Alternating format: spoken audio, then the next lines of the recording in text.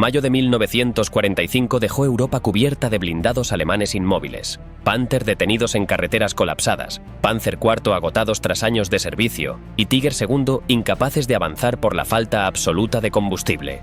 Muchos quedaron abandonados en talleres checos, estaciones ferroviarias austríacas o barrancos polacos con las escotillas aún abiertas, formando un paisaje donde el derrumbe del Reich convertía máquinas avanzadas en estructuras sin propósito. Para los aliados, aquel inventario disperso no era un residuo de guerra, sino una oportunidad técnica sin precedentes. Equipos estadounidenses desmontaron Panther y Tiger II para entender la lógica industrial detrás de su blindaje inclinado, sus transmisiones Maybach y sus ópticas 6, convencidos de que su ingeniería superaba estándares aliados en varios aspectos clave. Francia, por su parte, operó Panther capturados durante la posguerra y Checoslovaquia no solo reparó Panzer IV y Panther, sino que siguió produciendo Hetzer para exportarlos a Oriente Medio. Este documental revela qué ocurrió realmente con los miles de Panzer que sobrevivieron a la Segunda Guerra Mundial.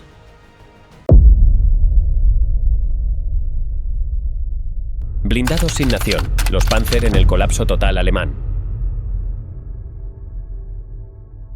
En abril y mayo de 1945, el sistema acorazado alemán dejó de funcionar como estructura militar. Los informes internos del Oberkommando des Heeres mostraron que muchas divisiones Panzer contaban con menos de un 15% de sus vehículos operativos, y en algunos casos el batallón blindado equivalía a 3 o 4 carros dispersos sin comunicaciones fiables entre ellos. Más de la mitad de los Panther registrados como en servicio estaban en realidad inmovilizados por la falta de combustible, por la ausencia de conductores entrenados o por averías acumuladas que los talleres ya no podían atender. La doctrina de empleo combinado, tanque, infantería mecanizada y artillería coordinada, había colapsado hasta el punto de que en varios sectores, un Panzer entraba en combate solo si una tripulación encontraba combustible abandonado o si podía canibalizar piezas de otro vehículo. En Pomerania, el frente oriental había consumido prácticamente todos los recursos disponibles. Los restos de varias brigadas Panzer intentaban mantener líneas defensivas que carecían de sentido militar. Un Panther podía aparecer aislado tras una hilera de árboles, sin infantería de apoyo y con su tripulación agotada tras varios días sin descanso. La retirada hacia el Oder dejó carreteras cubiertas de vehículos inmóviles, muchos abandonados con las escotillas abiertas y los motores aún tibios. Los Panzer IV supervivientes mostraban fatiga estructural extrema, blindajes remendados, transmisiones intercambiadas entre vehículos y motores forzados, más allá de cualquier tolerancia técnica razonable. El Stuck 3, aunque seguía siendo efectivo, operaba frecuentemente con tripulaciones inexpertas, porque los veteranos habían caído en los meses anteriores. Las averías mecánicas más comunes incluían fallos en las cajas de cambios, sobrecalentamiento de motores y problemas en las ruedas intercaladas que se atascaban con barro congelado. En Praga, la situación adquirió un carácter caótico. La insurrección checa estalló cuando todavía quedaban blindados alemanes en la región, algunos pertenecientes a unidades formales y otros a agrupaciones improvisadas que mezclaban elementos de la Wehrmacht, las Waffen-SS y fuerzas policiales. Un Panzer podía pasar de manos alemanas a manos checas en cuestión de horas, dependiendo de quién controlara una intersección o un depósito. En zonas industriales aparecían Tiger I y Tiger II, que jamás habían sido destinados al combate urbano, estacionados en patios de fábricas donde mecánicos alemanes habían intentado repararlos sin éxito. Su tamaño monumental contrastaba con la fragilidad logística de esos días, porque ningún Tiger II podía moverse sin grandes cantidades de combustible que ninguna cadena de suministro alemana podía proporcionar. Muchos quedaron inmóviles por falta de combustible, después de recorrer apenas unos kilómetros desde los talleres. Viena mostró una variante distinta. Los restos de divisiones blindadas de élite, especialmente unidades Panzergrenadier con vehículos de apoyo, intentaron retrasar el avance soviético en los suburbios de la ciudad. Pequeños grupos de Tiger II y Jack Panther realizaban emboscadas de corta duración antes de replegarse para no quedar aislados. Las retiradas eran tan breves como desesperadas porque el combustible apenas permitía desplazamientos de 2 o 3 kilómetros. Las tripulaciones sabían que cada movimiento podía ser el último. En algunos casos, los Panther recién reparados recorrían unos metros antes de que un fallo mecánico los dejara inmóviles para siempre, condenando a sus tripulaciones a continuar a pie. La distribución real de los modelos Panzer en esos últimos días reflejaba tanto la evolución del conflicto como el agotamiento económico del Reich. El Panzer IV seguía siendo el más numeroso, pero su presencia estaba definida por el desgaste extremo. Muchos habían sobrevivido a múltiples campañas acumulando modificaciones improvisadas y daños estructurales. Los problemas más frecuentes incluían transmisiones desgastadas que limitaban la velocidad máxima a menos de la mitad de su capacidad original, motores que consumían aceite en cantidades excesivas y sistemas de dirección que respondían con notable retraso. Los Panzer representaban el paradigma del vehículo tecnológicamente avanzado, pero logísticamente insostenible. Su blindaje inclinado seguía siendo eficaz y su cañón mantenía una capacidad de penetración excepcional, pero casi todos sufrían fallas en la caja de cambios, sobrecalentamiento del motor o desgaste crónico en las ruedas intercaladas.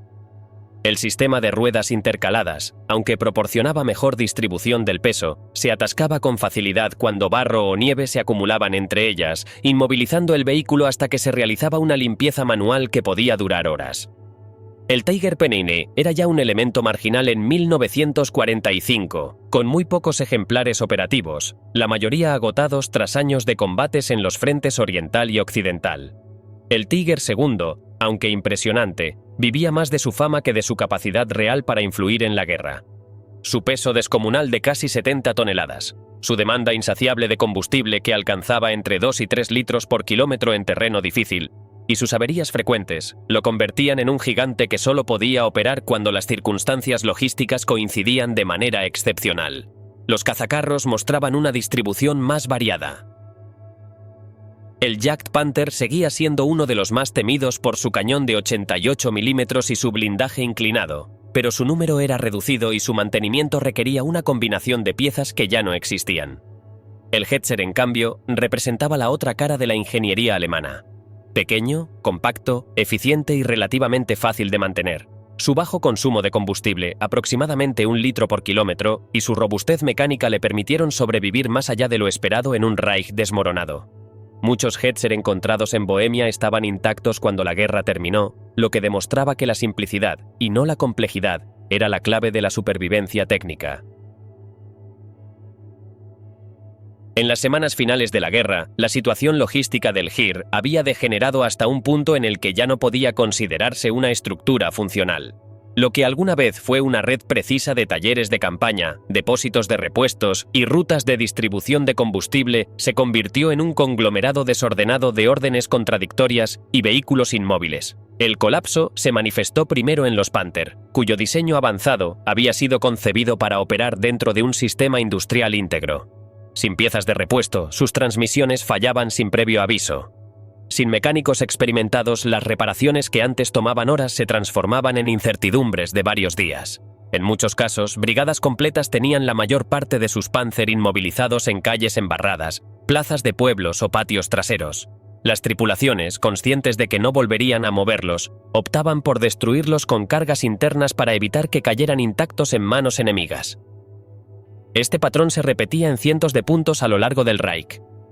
Cada Panther abandonado representaba una historia de decisiones improvisadas, un comandante que ordenaba la evacuación inmediata, una tripulación que recibía el último litro de combustible para los vehículos de mando, un taller de campaña arrasado antes de poder montar una caja de cambios nueva. La destrucción voluntaria se volvió parte del paisaje. Las columnas de humo de tanques incendiados por sus propias tripulaciones se mezclaban con las nubes bajas de primavera. Los Tiger II, por su tamaño y peso, eran a veces simplemente inutilizados mediante la voladura del cañón o la destrucción del motor. Otros eran abandonados sin ser destruidos porque no había explosivos disponibles o porque las tripulaciones se habían dispersado antes de completar la tarea. Mientras los vehículos se acumulaban en caminos rurales, los depósitos y talleres vivían su propio colapso. En Bohemia, instalaciones que antes podían reparar varios blindados por semana se vieron reducidas a reunir piezas sueltas para mantener funcionando uno solo. En el Ruhr, los talleres quedaron paralizados tras los bombardeos que destruyeron grúas, herramientas y reservas de acero. En Baviera, algunas unidades encontraron depósitos llenos de Panzer parcialmente ensamblados que jamás habían recibido motores o transmisiones.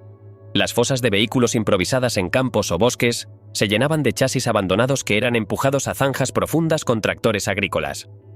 El paisaje bélico adquirió un carácter casi arqueológico. Esparcidos por la geografía alemana descansaban restos de blindados alineados en hileras, como un cementerio prematuro de acero. La estructura administrativa no sobrevivió mucho más que los tanques. La cadena de mando del Heer se fragmentó en un enjambre de mensajes contradictorios. Había órdenes que exigían resistir hasta el último hombre y directivas paralelas que autorizaban retiradas inmediatas.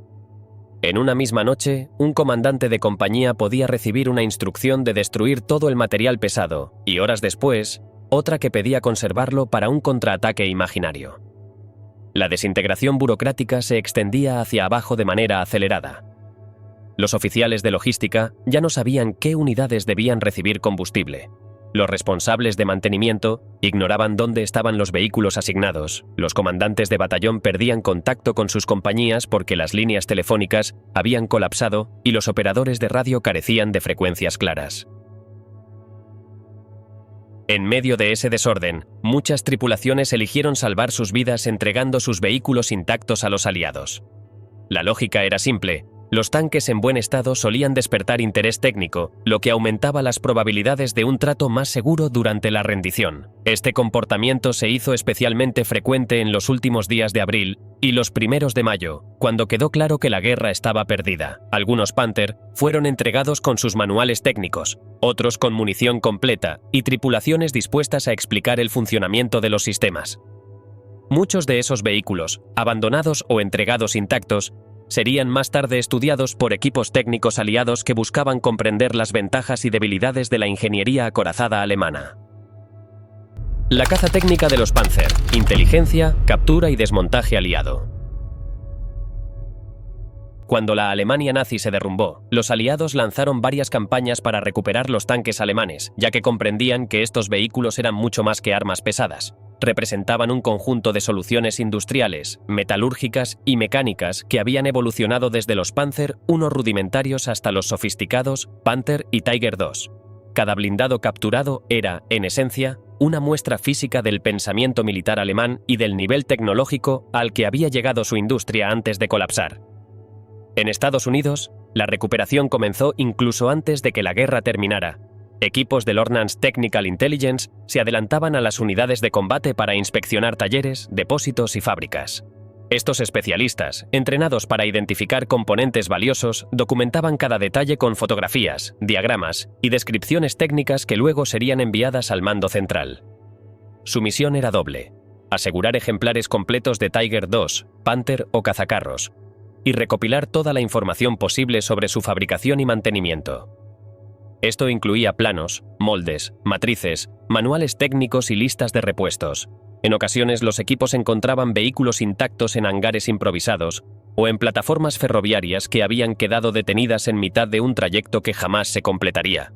Algunos Panther fueron hallados aún con protectores en el cañón y sin signos de haber sido utilizados en combate, porque Alemania producía más vehículos de los que podía poner en servicio debido a la falta de combustible, tripulaciones y rutas seguras para su traslado.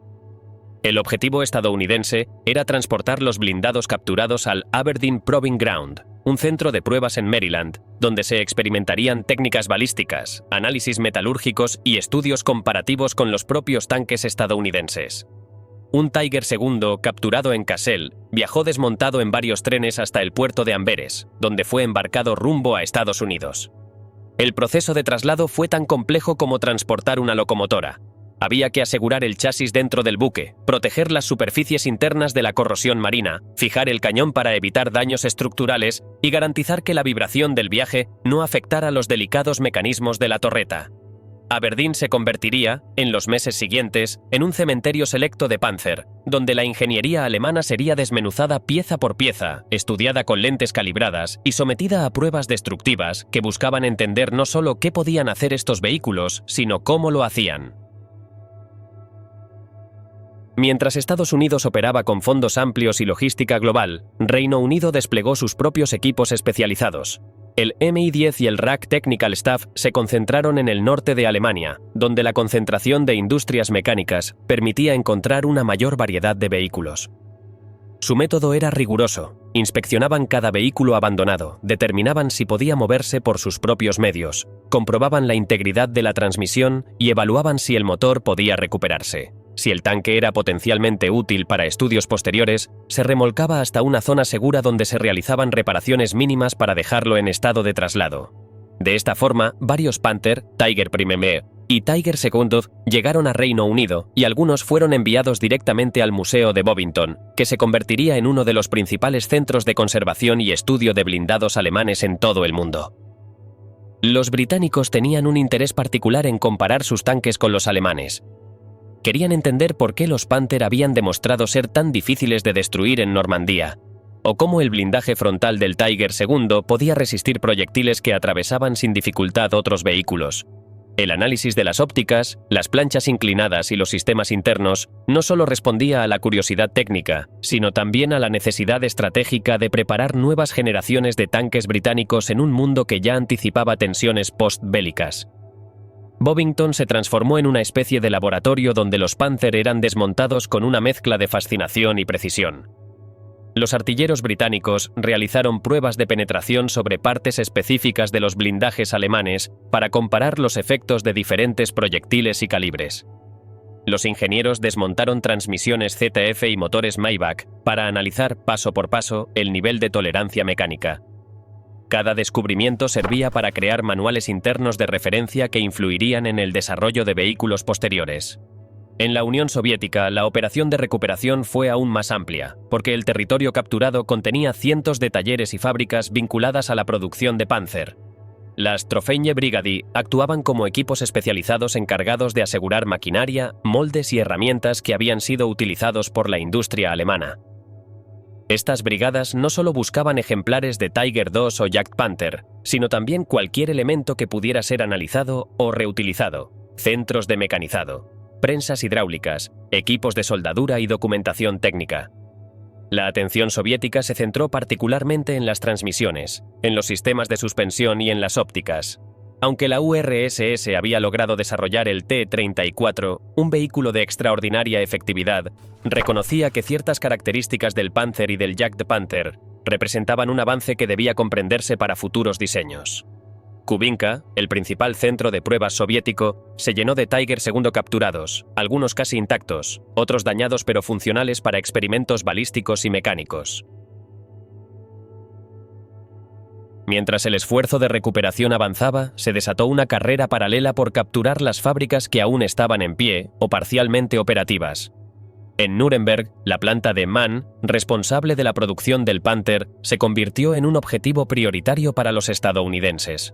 No se trataba solo de asegurar edificios. Los moldes de fundición de torretas, las máquinas de laminado de blindaje y los archivos con dibujos técnicos tenían un valor incalculable. En Kassel, la fábrica de Henschel, donde se habían ensamblado los Tiger II, era un objetivo que tanto británicos como estadounidenses deseaban inspeccionar. La estructura ruinosa del complejo ocultaba aún secciones útiles, partes de cadenas, herramientas de alineado de torretas, secciones del tren de rodaje y, en algunos casos, prototipos que no habían llegado a completarse. En Austria, la planta de Nibelungenberg, dedicada al Panzer IV, fue capturada prácticamente intacta. Aunque ya no había trabajadores y los vehículos parcialmente ensamblados estaban dispersos por el suelo, la maquinaria industrial seguía en condiciones relativamente estables. En Berlín, el complejo de Alket, donde se había producido el Stuck 3, presentaba un escenario muy distinto: edificios derruidos, líneas de montaje destruidas por los bombardeos y vehículos incompletos que nunca recibirían motores ni torretas. La tensión entre aliados era inevitable. En más de una ocasión, unidades estadounidenses y británicas llegaron casi simultáneamente a depósitos que contenían prototipos o vehículos únicos, lo que generó discusiones sobre quién tenía derecho a reclamar el material. En algunos casos, los soldados simplemente remolcaban los vehículos que podían mover más rápido, dejando atrás los que requerían reparaciones complejas. En otros, la negociación se resolvía por jerarquía militar. El país que controlaba el territorio circundante tenía prioridad. La URSS, por su parte, aseguraba sistemáticamente todo lo que encontraba, transportándolo de inmediato hacia el este en trenes que partían repletos de maquinaria alemana. La ingeniería alemana en materia de blindados había sido una disciplina en constante evolución desde 1933, y a lo largo de la guerra había desarrollado soluciones que no siempre estaban documentadas con precisión o que se apoyaban en conocimiento especializado transmitido internamente dentro de equipos de diseño y producción. Muchas características del Panther y del Tiger II, desde la curva balística del blindaje inclinado hasta las tolerancias exactas de las transmisiones Maybach, requerían una explicación directa de quienes las habían creado. Por esa razón, a medida que las potencias ocupaban fábricas, talleres y centros de ensayo, comenzaron a interrogar y reclutar temporalmente a los ingenieros alemanes, no con fines políticos inmediatos, sino con el objetivo de descifrar la arquitectura técnica de las máquinas que ahora intentaban comprender.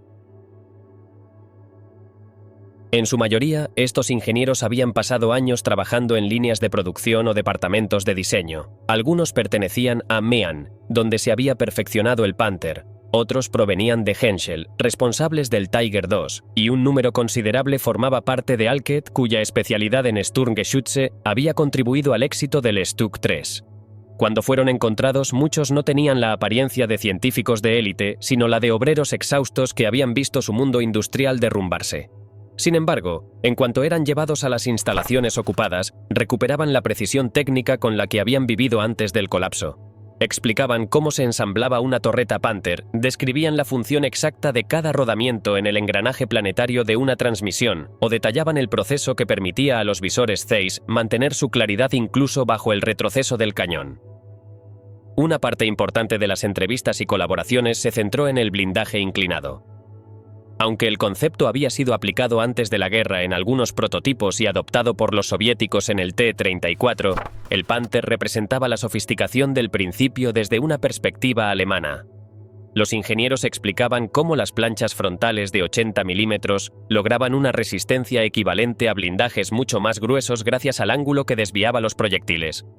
Los aliados ya conocían la matemática detrás de esta idea, pero necesitaban comprender cómo se conseguía la calidad metalúrgica necesaria para soportar impactos repetidos sin fracturarse. Los técnicos alemanes describían la composición exacta del acero, las temperaturas de laminado, los tratamientos térmicos y las variaciones que ocurrían en las últimas etapas de la producción, especialmente en los momentos de escasez de materiales de 1944 y 1945, cuando debían trabajar con lotes de calidad irregular. Otro tema de extremo interés fue la óptica. Los visores Zeiss y las miras telescópicas alemanas habían adquirido reputación por su claridad y precisión, pero pocos fuera de Alemania conocían los procesos de fabricación que permitían esa calidad. Los ingenieros responsables explicaron la pureza del cristal, el pulido extremadamente fino de las lentes, la alineación interna mediante mecanismos calibrados a mano y la robustez de los soportes metálicos que absorbían las vibraciones. En Aberdeen, en Bovington y en Kubinka se comenzaron a estudiar estas características para integrarlas, con modificaciones, en desarrollos posteriores durante la Guerra Fría. Las ópticas no eran simplemente accesorios de puntería, eran la diferencia entre un disparo que impactaba a la primera y uno que requería correcciones sucesivas. Uno de los aspectos más complejos de descifrar fue el sistema de suspensión y transmisión del Panther. Su diseño, que combinaba barras de torsión con ruedas intercaladas, había sido motivo de debates internos incluso entre los ingenieros alemanes. Era un sistema técnicamente avanzado, pero difícil de mantener sobre el terreno. Los especialistas capturados explicaron que el Panther había nacido como un intento de equilibrar velocidad, estabilidad y protección, pero que la sofisticación mecánica había resultado demasiado alta para las condiciones extremas de la guerra. Los ingenieros aliados tomaron nota de cada detalle. La fricción en las ruedas intercaladas cuando se acumulaba barro, el desgaste acelerado de la transmisión bajo maniobras bruscas, la tendencia del motor Maybach a sobrecalentarse si las entradas de aire quedaban parcialmente obstruidas. Estos testimonios aclararon puntos que los informes técnicos no podían resolver por sí solos. En algunos casos, los aliados solicitaron directamente la ayuda de los técnicos para desmontar o reensamblar vehículos capturados que estaban destinados a ser enviados a campos de pruebas. No todos aceptaron participar voluntariamente, pero muchos comprendieron que colaborar garantizaba un trato más seguro y, en ocasiones, protección para sus familias. En Aberdeen, varios ingenieros de MAN y de Henschel trabajaron temporalmente como asesores informales, aunque nunca tuvieron libertad plena.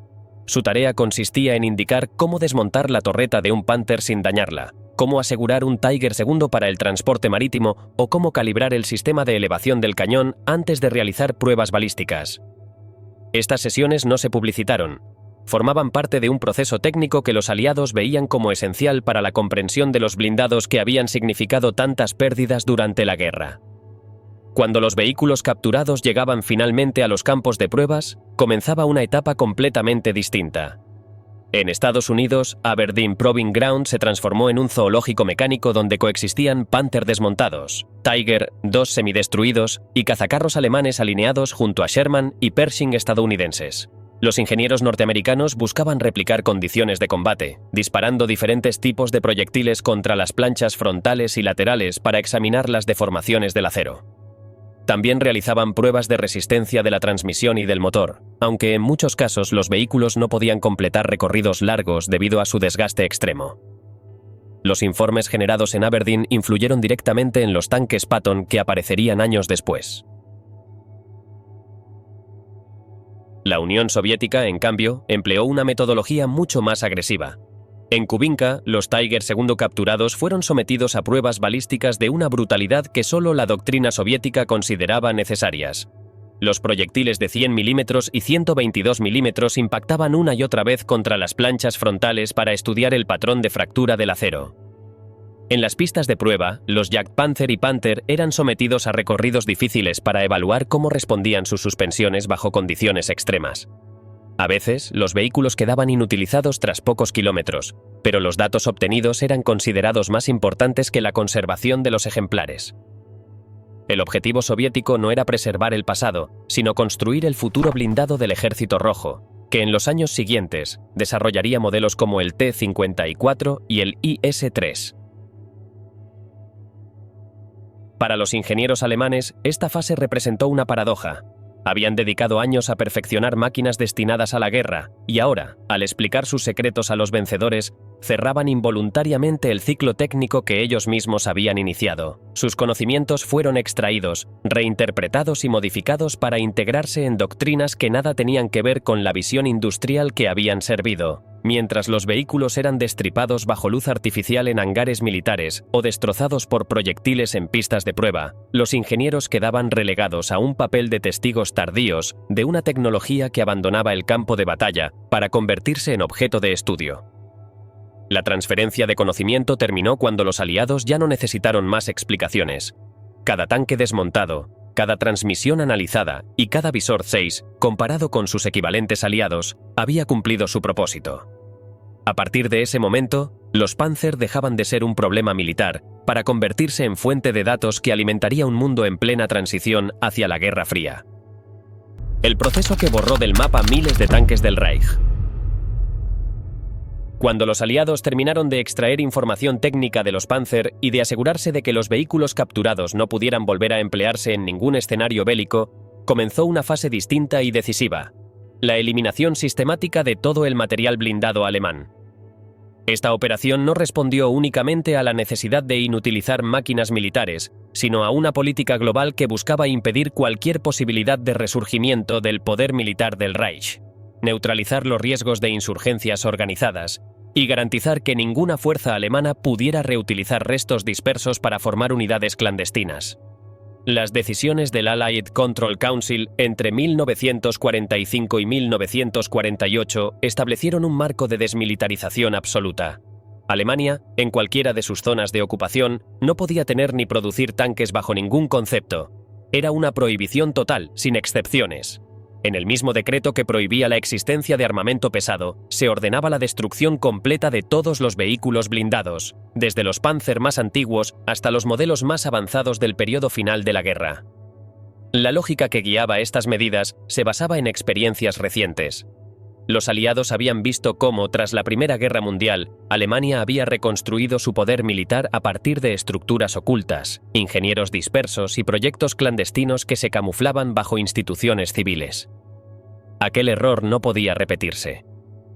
Las imágenes de columnas Panzer avanzando por Europa entre 1939 y 1941 estaban demasiado frescas en la memoria colectiva como para dejar abierta cualquier brecha que pudiera reactivar ese aparato militar. Por eso, los mandos aliados consideraban imprescindible eliminar cada tanque, incluso los que se encontraban en estado de chatarra. Un chasis semienterrado, un vehículo sin orugas o una torreta sin su cañón podían convertirse en piezas que, combinadas en talleres clandestinos, permitieran reconstruir un blindado funcional. Los aliados sabían que la ingeniería alemana, incluso reducida a mínimos, era capaz de improvisar soluciones complejas. La única forma de evitar un nuevo resurgimiento era eliminarlo todo. La destrucción de blindados adoptó múltiples formas según la región, los recursos disponibles y la urgencia política. En los grandes centros urbanos donde los Panzer habían quedado dispersos en depósitos, patios ferroviarios o hangares semiderruidos, se organizaban procesos industriales de trituración y fundición. Equipos de corte mecánico desmontaban los vehículos capa por capa.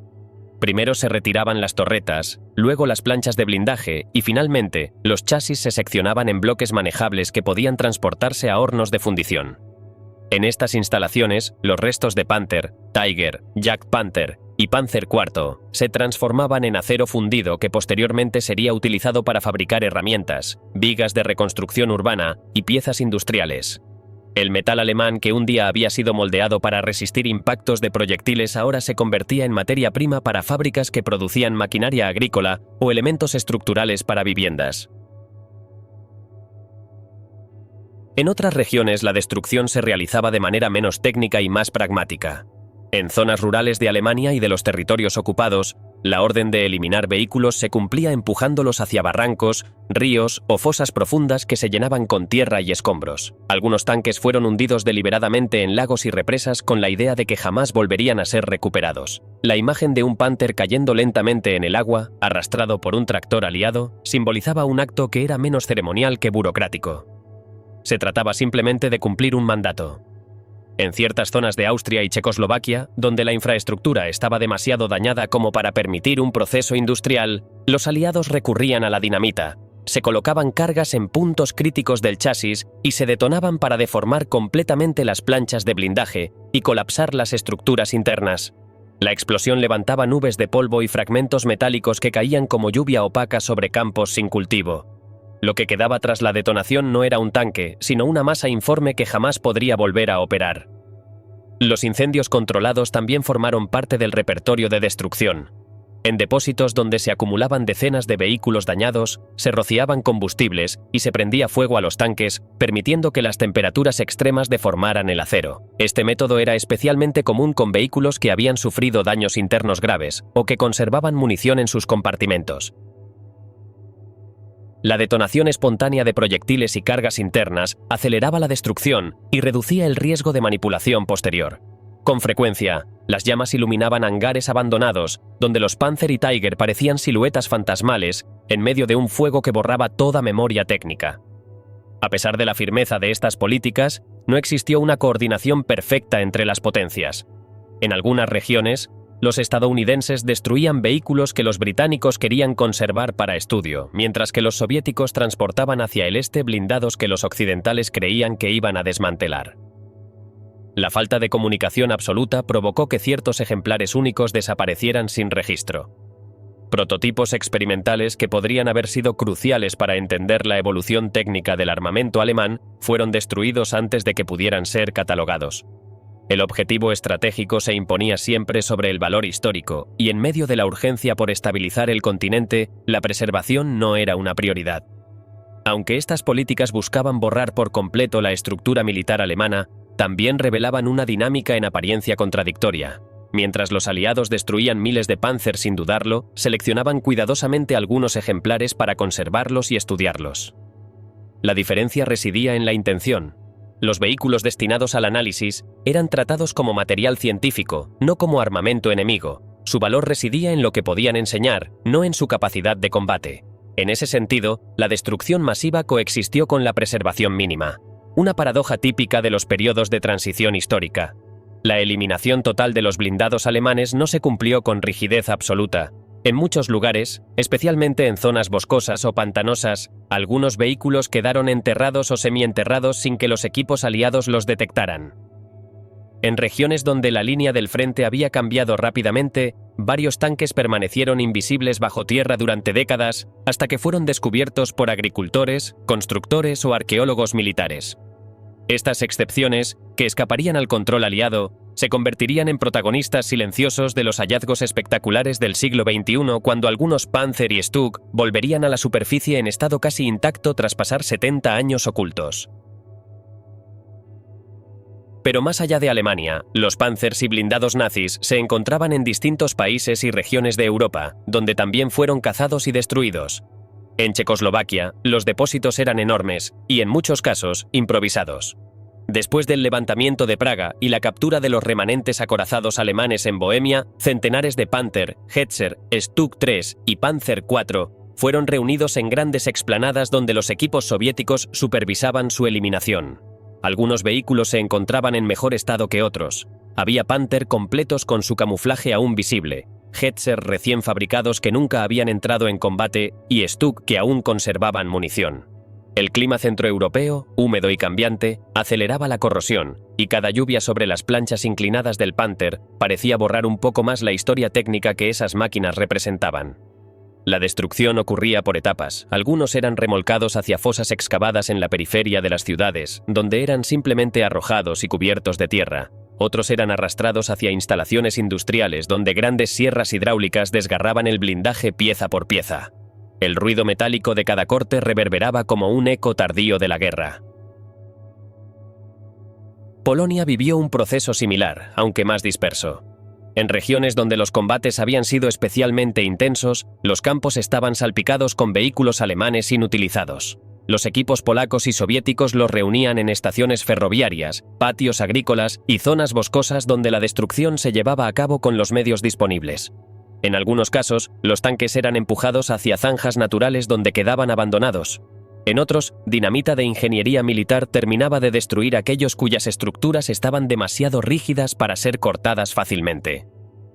Décadas después, agricultores polacos seguirían encontrando fragmentos de blindajes entre la tierra labrada, y en ocasiones, los restos de un Panther completo emergían parcialmente cuando las lluvias arrastraban capas superficiales de suelo.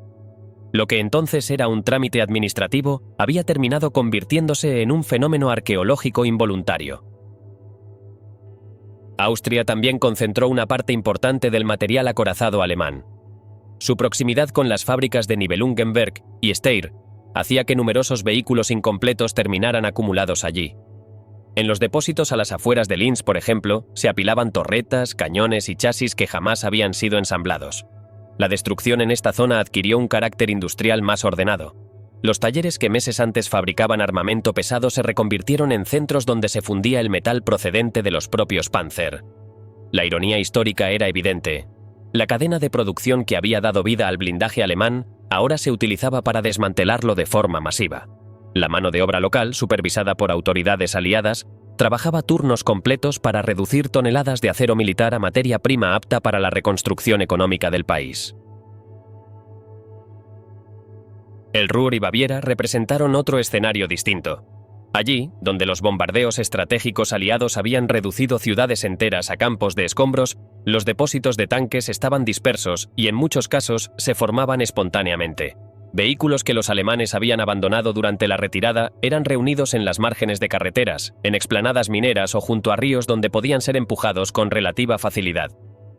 En estas regiones, la destrucción mediante hundimiento era común. Se elegían tramos de ríos o lagos cuyas profundidades permitieran ocultar los blindados indefinidamente, y los vehículos eran arrastrados con cuerdas o empujados con maquinaria pesada hasta que el agua los engullía. Las corrientes lentas y los sedimentos terminaron cubriendo muchos de estos tanques, de los cuales algunos serían redescubiertos en el siglo XXI durante obras de ingeniería civil. Lo que impulsaba estas operaciones no era solo un mandato político, sino una necesidad económica. Europa en 1945 era un continente devastado. Las fábricas estaban destruidas, los puentes colapsados, la infraestructura eléctrica en ruinas y la población necesitaba recursos para reconstruir viviendas, sistemas de transporte y maquinaria agrícola. En ese contexto, el metal de los Panzer se convirtió en un recurso crítico. El acero de blindaje, aunque duro y difícil de trabajar, podía mezclarse y reutilizarse para producir vigas, herramientas, componentes de maquinaria industrial y piezas estructurales para edificios temporales. Algunos informes aliados mencionan que la fundición de un Tiger II podía generar suficiente metal para fabricar las vigas principales de una estación de tren, o para equipar una pequeña fábrica con herramientas básicas. Ese cambio de propósito transformaba la historia bélica en historia económica. Los tanques que un día habían aterrorizado Europa ahora formaban parte invisible de su reconstrucción. Sin embargo, esta destrucción masiva dejó abiertas preguntas historiográficas que resuenan hasta hoy. Muchos especialistas coinciden en que se perdieron piezas únicas de valor incalculable. Prototipos experimentales, variantes de transición entre modelos y vehículos con modificaciones de campo que documentaban la adaptabilidad de las tripulaciones, desaparecieron sin haber sido estudiados. En algunos depósitos, los aliados destruyeron vehículos en cantidades industriales sin realizar inventarios detallados, porque el objetivo principal era eliminar todo vestigio militar, no catalogarlo. La historia militar moderna lamenta la desaparición de ciertas piezas que podrían haber ofrecido información clave sobre el desarrollo de armamento alemán. Algunos historiadores sugieren que si los aliados hubieran tenido más tiempo o recursos, se podrían haber preservado ejemplares raros que hoy solo existen en fotografías o en menciones dispersas en informes técnicos. En el extremo opuesto del debate, otros especialistas sostienen que la destrucción era inevitable y necesaria. Argumentan que preservar un gran número de Panzer habría sido logísticamente inviable y potencialmente peligroso en un clima político tan volátil como el de la posguerra inmediata. La prioridad no era construir museos militares ni desarrollar colecciones técnicas, sino estabilizar Europa. La urgencia de remover armamento enemigo del paisaje físico tenía un peso político considerable. Borrar la materialidad del poder militar nazi era parte del proceso de ocupación y transformación del continente. La segunda vida operativa de los Panzer más allá de Alemania. Cuando la maquinaria blindada del Reich quedó desmantelada en Alemania, una parte considerable de sus restos mecánicos encontró un destino muy distinto al de las fosas de destrucción o los hornos de fundición. En varios puntos de Europa, especialmente en países que habían heredado grandes concentraciones de blindados alemanes durante los últimos meses de la guerra, surgió la lógica de aprovechar aquello que aún tenía valor operacional. Entre estos países, ninguno desempeñó un papel más significativo que Checoslovaquia y Francia, donde los Panzer no solo fueron reutilizados, sino integrados de manera activa en doctrinas militares que, durante algunos años, prolongaron la vida funcional de máquinas que parecían haber quedado obsoletas. En Checoslovaquia, el panorama era excepcional por varias razones. El territorio checo, donde se ubicaban fábricas como las de Böhmische Maschinenfabrik o BMM, había sido un centro neurálgico de la industria acorazada del Reich. Allí se habían producido, especialmente hacia el final de la guerra, cientos de cazacarros Hetzer y componentes esenciales para los Panzer IV y Panther. Cuando los alemanes se retiraron y las fuerzas soviéticas tomaron control de la región, quedaron dispersos por bosques, carreteras y talleres numerosos blindados relativamente intactos. Algunos habían sido abandonados sin sufrir daños, otros estaban incompletos pero eran reparables, y muchos incluían piezas nuevas o semimontadas que jamás habían llegado al frente. Esa combinación única de vehículos terminados, vehículos dañados y un enorme parque de repuestos convirtió a Checoslovaquia en el mayor repositorio posbélico de tecnología acorazada alemana. Lo sorprendente fue que los checos no solo heredaron estas máquinas, sino que desarrollaron una infraestructura técnica capaz de repararlas y mejorarlas. La experiencia industrial acumulada durante los años bajo ocupación les otorgaba una ventaja que pocos países tenían. Sabían cómo ensamblar un Hetzer, cómo ajustar la transmisión de un Panzer IV y cómo reparar el sistema de suspensión de un Panther. La Unión Soviética, interesada en consolidar el bloque oriental, pero también consciente del valor estratégico de mantener unidades blindadas activas mientras se completaba la transición hacia los nuevos tanques soviéticos, aprobó la reutilización inmediata de los Panzer. En poco tiempo, Checoslovaquia integró a su ejército decenas de Panzer IV y Panther, así como una cantidad significativa de cazacarros Hetzer que se convertirían en el corazón de su fuerza acorazada durante la posguerra. El Hetzer, pequeño y eficiente, fue el vehículo más adaptado a las necesidades checas. Su bajo perfil, su cañón competente y su robustez mecánica lo transformaron en un blindado sumamente versátil. Lo que pocos imaginaban era que Checoslovaquia continuaría produciéndolo incluso después del fin de la guerra. Los talleres que habían fabricado el Hetzer para Alemania mantuvieron su línea abierta, esta vez bajo control local, produciendo nuevos ejemplares que serían vendidos a países de Medio Oriente. Siria y Suiza, entre otros, adquirieron estos vehículos prolongando una línea de producción que, en teoría, debería haber muerto en las ruinas del Reich. El Hetzer posbélico checo, prácticamente idéntico al alemán salvo por detalles menores en instrumentación y acabados, simbolizó una paradoja histórica. La última máquina blindada del Reich continuaba viva gracias a una nación que había sufrido bajo su ocupación. El caso del Panther checo fue más complejo. Aunque varios ejemplares quedaron disponibles y pudieron ser reparados, su mantenimiento resultaba más difícil debido a la sofisticación de la transmisión y al desgaste acumulado en los últimos meses de guerra. Aún así, Checoslovaquia logró mantener en servicio un número limitado de Panzer durante algunos años.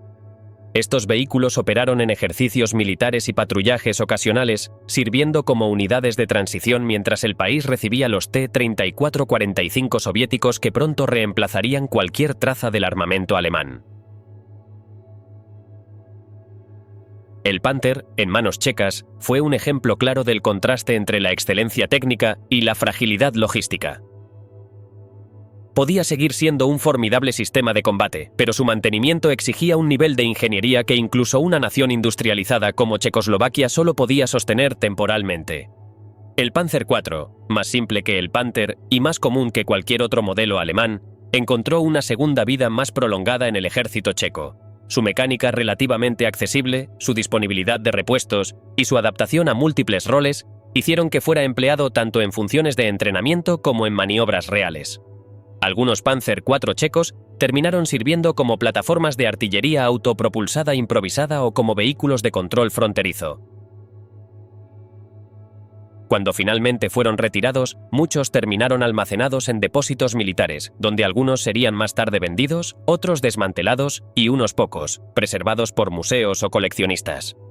Mientras tanto, Francia se preparaba para una historia distinta pero igualmente llamativa. El país había sufrido enormes pérdidas materiales durante la guerra y al finalizar el conflicto necesitaba reconstruir su ejército blindado con urgencia. Aunque el suministro de tanques estadounidenses se intensificó después de 1945, Francia encontró en los Panzer capturados una oportunidad inmediata para reforzar sus unidades acorazadas reconstruidas. Lo que resultaba sorprendente era que los franceses no solo utilizaron Panzer que habían capturado en el campo de batalla, sino que también recibieron vehículos recuperados por los estadounidenses y británicos, quienes los transfirieron bajo acuerdos técnicos temporales. El Panther francés se convirtió en una herramienta de estudio y al mismo tiempo en un arma operativa. Francia analizó el vehículo con detenimiento, comparando su movilidad, su potencia de fuego y su comportamiento en terrenos exigentes con el de los Sherman y los tanques británicos que formaban la mayoría de sus fuerzas. Lo que aprendieron fue una mezcla contradictoria de admiración y frustración. El Panzer demostraba una fantástica precisión de tiro y un blindaje frontal impresionante, pero sufría una fiabilidad mecánica irregular. Las transmisiones respondían bien durante los primeros kilómetros, pero tendían a fallar bajo maniobras bruscas o en terrenos irregulares. Este comportamiento variable hizo que los franceses lo consideraran tanto una máquina excepcional como un riesgo operacional. A pesar de sus problemas, el Panther sirvió en unidades francesas hasta finales de la década de 1940, participando en ejercicios militares destinados a entrenar nuevas generaciones de tripulaciones y oficiales. Su última participación destacada ocurrió en pruebas comparativas que incluían tanques contemporáneos franceses y estadounidenses. Tras estos estudios, Francia concluyó que su futuro debía orientarse hacia vehículos más sencillos de mantener, inspirados en parte en la robustez del Sherman y en parte en la ingeniería que desarrollarían en la posguerra. La retirada definitiva de los Panzer franceses ocurrió hacia 1949. Algunos vehículos fueron almacenados, otros desmantelados y unos pocos seleccionados para museos o para análisis técnicos posteriores. Su presencia en el ejército francés fue breve pero influyente. Enseñó lecciones valiosas sobre el equilibrio entre tecnología avanzada y practicidad logística, y proporcionó una referencia directa para el desarrollo de los primeros tanques franceses de la Guerra Fría. No obstante, en los Balcanes, en la Unión Soviética, en los estados satélites del este y en algunos países de Medio Oriente, los blindados alemanes se convirtieron en herramientas circunstanciales, comprados por oportunidad, heredados por accidente o adaptados por necesidad.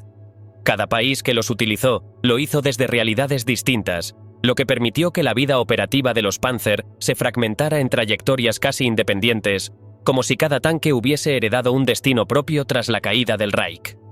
En Yugoslavia, el paisaje era ideal para este tipo de paradojas mecánicas. El país había presenciado combates violentos entre partisanos, Ustasha, chetniks, alemanes e italianos. Al finalizar la guerra, decenas de Stuka 3 y Panzer IV quedaron esparcidos por el territorio, algunos intactos, otros dañados, muchos abandonados en posiciones que se habían vuelto inútiles durante los últimos días de la retirada alemana. El nuevo Estado yugoslavo, liderado por Tito, vio en estos blindados una oportunidad inmediata para fortalecer sus fuerzas acorazadas sin depender exclusivamente del equipamiento soviético. Los Stu-G3, por su bajo perfil y relativamente sencilla mecánica, fueron los primeros en ser reparados. Las brigadas y talleres militares yugoslavos, reforzados por mecánicos experimentados de época de guerra, lograron devolver a la vida vehículos que habían sido abandonados en carreteras forestales, en márgenes de ríos o incluso dentro de graneros donde sus tripulaciones habían buscado ocultarlos. El Panzer IV yugoslavo tuvo un destino aún más interesante. Muchos de estos vehículos se integraron en unidades de entrenamiento y defensa territorial, participando en maniobras durante varias temporadas. Algunas fotografías de finales de los años 40 muestran Panzer IV desfilando en Belgrado, conservando aún sus características líneas angulares y la torreta clásica que había definido a los tanques medianos alemanes desde 1942. Pero, como en todos los países que los emplearon durante la posguerra, la falta de repuestos y la obsolescencia mecánica terminaron por condenarlos. Los Panzer IV yugoslavos fueron reemplazados lentamente por T-34-48-50 soviéticos, que se convirtieron en el blindado universal del bloque. Algunos Panzer permanecieron almacenados en depósitos militares hasta bien entrada la década de 1950, pero la mayoría fue desmantelada o convertida en chatarra. Polonia vivió un proceso distinto, marcado por la mezcla de interés técnico y resistencia simbólica. Aunque el país incorporó algunos cazacarros alemanes capturados, su relación con los Panzer fue más breve. Para los polacos, los blindados alemanes representaban más un recordatorio del horror de la ocupación que un recurso utilitario. Aún así, ciertos Stu III y Panzer IV fueron utilizados en ejercicios técnicos o de demostración en los primeros años de la posguerra. Algunos informes polacos describen maniobras en las que se probaban armas antitanque locales contra blindajes alemanes, como parte de programas de entrenamiento diseñados para comprender mejor la resistencia del acero enemigo. El uso polaco de Panzer fue limitado y transitorio, pero suficiente para dejar una huella específica: la destrucción estudiada, no por necesidad, sino por análisis técnico. El caso soviético constituye un capítulo completamente independiente dentro de esta historia fragmentada. Aunque la Unión Soviética se convirtió en el principal destructor de blindados alemanes durante y después de la guerra, también aprovechó ciertos vehículos para pruebas, transporte interno y entrenamiento. Los soviéticos, meticulosos en su análisis de toda tecnología capturada, realizaron estudios comparativos entre el Panzer IV, el Stu-G3, el Panther y sus propios T-34, IS-2 y prototipos tempranos del T-54. La influencia del blindaje inclinado del Panther en el diseño del T-54 ha sido objeto de debate historiográfico, pero es innegable que los ingenieros soviéticos prestaron atención al comportamiento del blindaje alemán bajo condiciones reales. Las ópticas, el perfil balístico de la torreta Panther y algunos principios de soldadura angular fueron analizados con notable interés. En ciertos casos, los soviéticos utilizaron Panzer IV y Stuk-3 en regiones fronterizas, donde su presencia operativa era tan secundaria que incluso sobrevivió a registros oficiales. Fueron empleados como vehículos estáticos, puestos de entrenamiento, plataformas improvisadas para pruebas de tiro o incluso tractores blindados en zonas agrícolas remotas. El uso soviético, aunque marginal, prolongó la existencia funcional de algunos vehículos hasta inicios de la década de 1950, cuando finalmente fueron retirados, enterrados, desmantelados o utilizados como objetivos de artillería. En Bulgaria y Rumanía, la historia siguió un camino paralelo. Ambos países, inicialmente aliados del Eje y luego incorporados al bloque soviético, heredaron blindados alemanes que habían estado en servicio durante la guerra. Los Panzer IV rumanos, por ejemplo, habían participado en la campaña del Este hasta que Rumanía cambió de bando en 1944. Tras la guerra, algunos de ellos fueron mantenidos temporalmente en servicio antes de ser sustituidos por material soviético. Bulgaria, por su parte, mantuvo Stu-G3 capturados en roles de entrenamiento y defensa interna. La vida operacional de estos vehículos fue breve, pero suficiente para que en ambos países quedaran registros dispersos de maniobras y ejercicios con blindados cuyo origen se remontaba al enemigo derrotado. El salto fuera de Europa Central y Oriental abre uno de los capítulos más peculiares: la presencia de Panzer en Medio Oriente. Siria, en particular, se convirtió en uno de los escenarios más insólitos donde aparecieron Panzer IV en activo. Durante la década de 1950, El país buscaba fortalecer su ejército en un contexto regional marcado por tensiones internas y conflictos limítrofes. La adquisición de material blindado moderno era costosa y políticamente complicada. Checoslovaquia, que aún conservaba una parte de sus Panzer IV, encontró en Siria un comprador dispuesto. Lo que siguió fue un proceso de exportación tan improbable como revelador. Panzer IV alemanes, modificados o reparados en talleres checos, viajaron hacia un escenario geopolítico completamente ajeno a su origen. Los Panzer IV sirios operaron en terrenos áridos, patrullando fronteras o integrados en posiciones defensivas en los altos del Golán. Aunque su desempeño era limitado frente a tanques más modernos, seguían siendo vehículos de combate funcionales. Algunos de ellos participaron en los enfrentamientos preliminares antes de la Guerra de los 6 Días de 1967.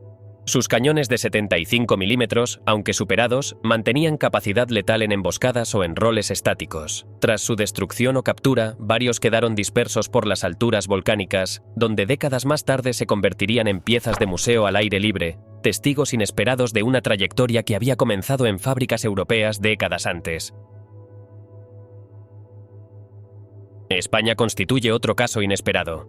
Aunque el país no participó directamente en la Segunda Guerra Mundial, adquirió varios Panzer IV tras el conflicto, integrándolos en unidades acorazadas de instrucción y despliegue interno. Estos vehículos, usados mayormente para entrenamiento, permanecieron en servicio hasta mediados de los años 50. Su presencia en el ejército español no fue especialmente destacada en términos operativos, pero sí representó la influencia residual del armamento alemán en ejércitos que estaban en pleno proceso de modernización. Algunos de estos Panzers sobrevivieron en colecciones militares españolas, convertidos en piezas de exhibición que rara vez se mencionan en relatos más amplios. Testigos de acero, los Panzer que aún existen y lo que revelan. Aunque la inmensa mayoría de los Panzer fue destruida entre 1945 y 1948, una fracción minúscula de ellos logró sobrevivir lo suficiente como para ser rescatada, preservada o restaurada décadas más tarde. Estos supervivientes no representan únicamente máquinas de guerra, son fragmentos tangibles de un pasado industrial que desapareció bajo el ritmo acelerado de la desmilitarización y la reconstrucción europea. Su presencia actual en museos, colecciones privadas y escenarios de hallazgos espectaculares es un recordatorio de que la historia técnica rara vez se pierde por completo. Siempre quedan restos que resurgen en los momentos y lugares más inesperados. Entre todos los blindados alemanes que existen hoy, ninguno posee una presencia más emblemática que el Tiger I de Bovington, conocido como el 131. Es el único Tiger I completamente operativo del mundo, lo que lo convierte en un vestigio vivo de la ingeniería alemana. Su captura en Túnez en 1943 permitió que sobreviviera al destino que aguardaba a casi todos los demás Tiger: la destrucción en combate o la desintegración posbélica. Su restauración fue un esfuerzo monumental que exigió reconstruir partes internas con una combinación de componentes originales, piezas fabricadas a mano y soluciones creativas que respetaran la mecánica del vehículo. El rugido del motor Maybach, cuando el 131 vuelve a moverse en las demostraciones públicas, es un sonido que pertenece a otro siglo, un eco mecánico que parece desafiar el tiempo. El Tiger II, aunque no ha sobrevivido en condición operativa, también está representado en varios museos de renombre. En Münster, Bovington y Kubinka se conservan ejemplares que permiten apreciar la escala casi arquitectónica de su diseño. Las planchas frontales de 14 centímetros, la torreta de contornos angulosos y el cañón de 88 milímetros siguen transmitiendo una mezcla de poder y excesiva ambición técnica. Cada Tiger II preservado cuenta una historia distinta. Algunos fueron capturados casi intactos, otros llegaron a los museos tras haber sido sometidos a pruebas balísticas que deformaron sus blindajes, y algunos más fueron recuperados en estado casi ruinoso para ser estabilizados y exhibidos. El Panther es, con diferencia, el superviviente más numeroso entre los modelos avanzados. Su presencia se extiende desde el Museo de Saumur hasta el de Bruselas, pasando por Bovington y varias colecciones privadas europeas. Lo interesante del Panther es la variedad de estados en los que se encuentra. Algunos están completamente restaurados, otros muestran desgastes propios del combate, y unos pocos se mantienen en su condición original, con pintura desgastada y huellas visibles de uso prolongado. Francia, que operó Panzers tras la guerra, conservó suficientes repuestos como para permitir restauraciones parciales en décadas posteriores, lo que explica por qué estos vehículos son relativamente más abundantes en comparación con otros blindados pesados alemanes. El Panzer IV y el Stuka 3 también tienen una presencia significativa en museos europeos y de Medio Oriente. Su abundancia relativa durante la guerra, sumada a su prolongada vida operativa en países como Checoslovaquia, Siria, Finlandia y España, permitió que varios ejemplares sobrevivieran a la destrucción masiva posbélica. En algunos museos del este de Europa, el Stuka 3 se exhibe como símbolo de la defensa alemana durante los últimos años de la guerra, mientras que en Finlandia se conserva uno de los ejemplares mejor mantenidos, testigo de su uso prolongado durante la posguerra. El Panzer IV, por su parte, aparece en colecciones que van desde Israel hasta Egipto, desde Alemania hasta Grecia, y en muchos casos se muestra como una reliquia que sobrevivió por azar más que por planificación. Pero el aspecto más fascinante de los Panzer supervivientes no está en sus exhibiciones estáticas, sino en las historias de recuperación que los sacaron del subsuelo o de las profundidades acuáticas donde permanecieron ocultos durante décadas. Uno de los hallazgos más célebres ocurrió en 2006, cuando un Panther fue extraído de un lago en Polonia. Sumergido durante casi 60 años, el vehículo emergió cubierto de sedimentos, algas y lodo, pero mantenía en sorprendente estado de conservación numerosos componentes internos. El agua fría y estancada había preservado piezas metálicas, munición y elementos mecánicos que habrían desaparecido por completo de haber estado expuestos al aire. Este descubrimiento atrajo la atención internacional, revelando que aún existían Panzer perdidos bajo tierra o agua en condiciones que permitían recuperarlos.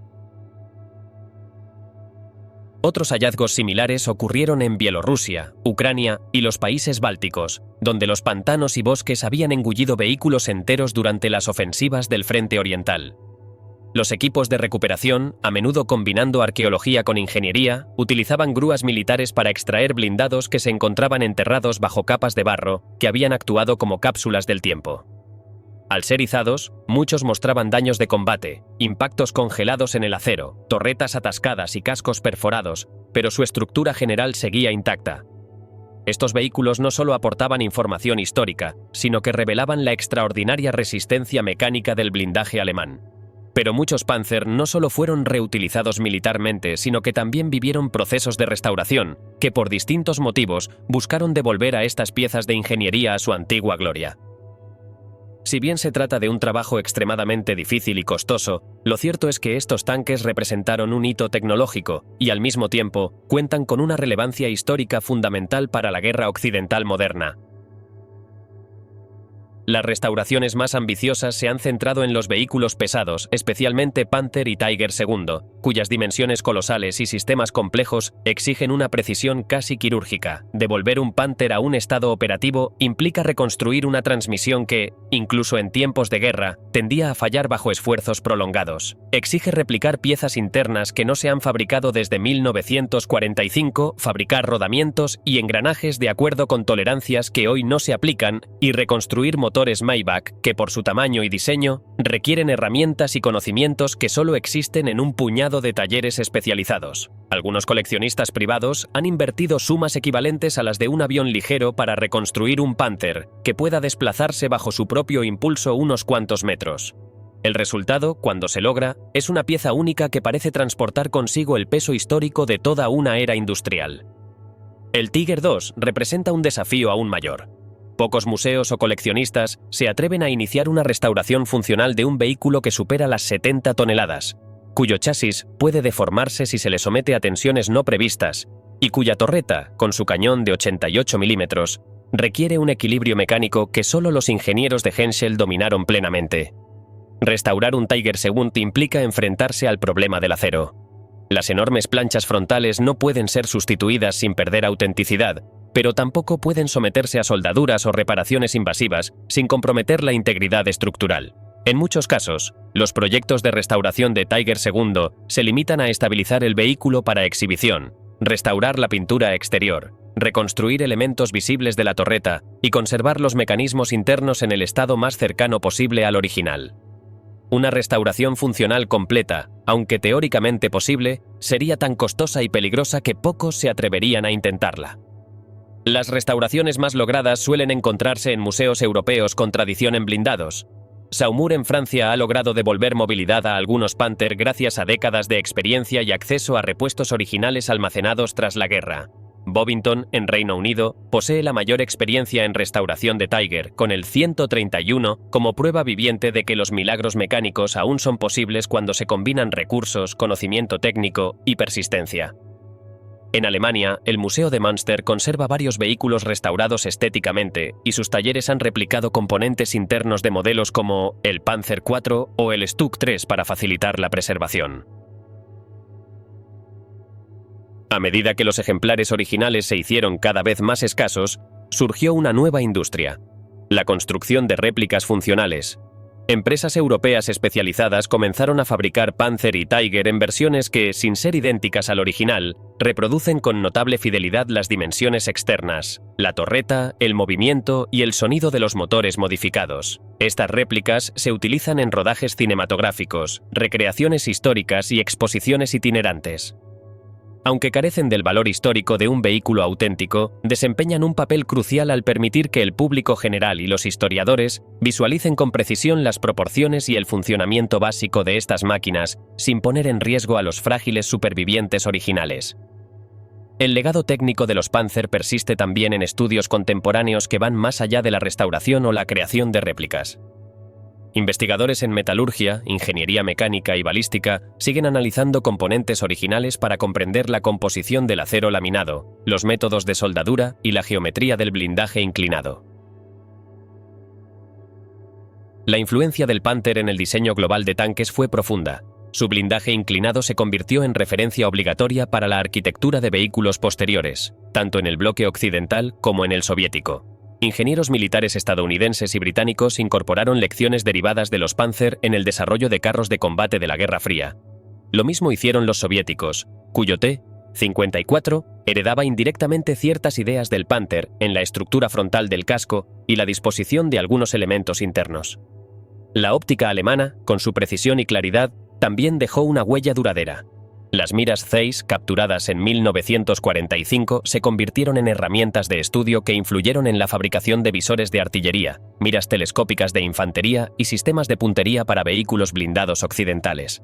Incluso hoy, la ingeniería óptica alemana del periodo es estudiada en museos, universidades y centros de investigación militar.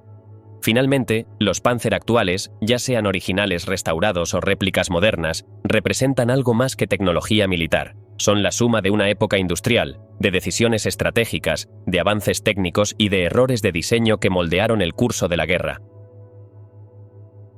Cada vehículo que sobrevive, ya sea en una exhibición con luz tenue, en un taller donde el motor se enciende solo una vez al año, o en un campo donde su cascarón oxidado reposó bajo tierra durante medio siglo, es un recordatorio de que la historia material posee una resistencia propia, capaz de desafiar incluso los procesos de destrucción que intentaron borrarla.